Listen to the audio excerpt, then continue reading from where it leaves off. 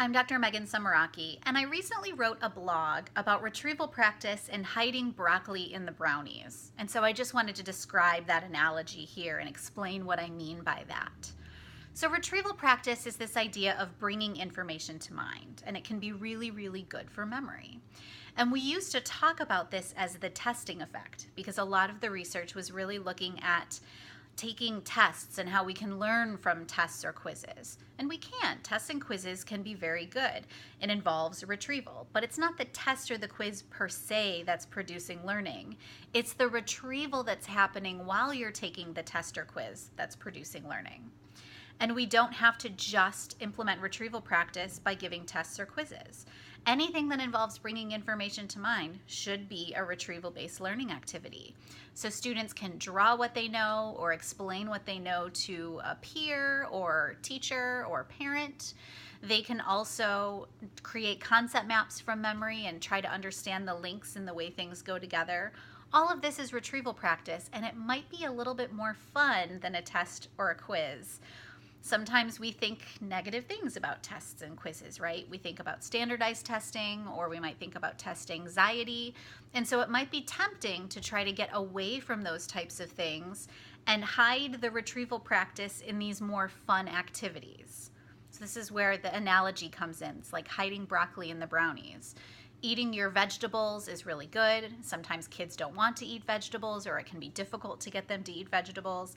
So if there was a way to make it a little bit easier, that would be a good thing, right? We can kind of hide the broccoli in the brownies. Kids think they're getting dessert. They're happy. They're getting some nutritional value from that brownie. Everyone wins.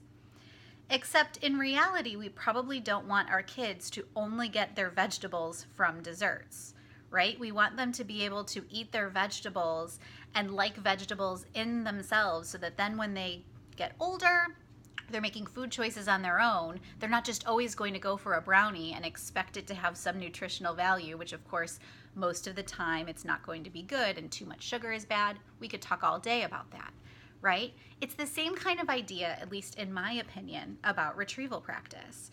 So anytime you can add some extra retrieval practice to fun activities, that's a good thing, right? And varying up the types of activities you're doing can be great for the classroom. So having the students explain verbally what's going on, having them draw what they know, having them create those concept maps for memory, that's all good.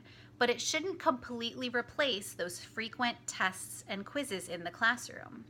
The students still need those quizzes and tests so that they can get some practice with that type of thing, because we're all going to be tested at some point. If you think about medical students and law students, they have to take board exams.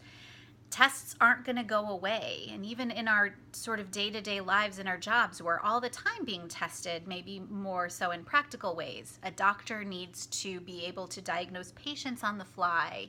I need to be able to describe and explain things to students in my capacity as a professor. Parents are being asked questions, and there's all kinds of ways that we are tested without formal tests. And so to the extent that we can practice doing this and get prepared for those formal tests and quizzes that we have to take, that's going to be a good thing.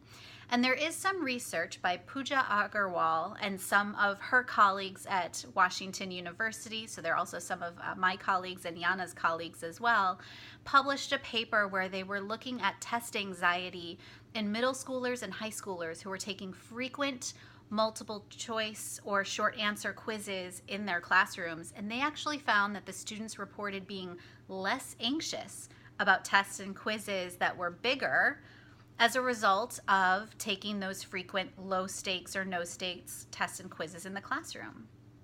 And so while I think it's a great thing to try to infuse retrieval practice in a lot of different activities, you don't want that to be the only retrieval practice that the students are getting.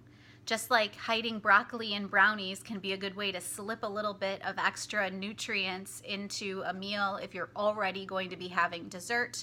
A brownie with broccoli is better than a brownie with no broccoli, but still that's probably not the only way that you want to get your vegetables. And if you're interested in this, you can read the blog that I wrote about this topic, and I will connect the link below.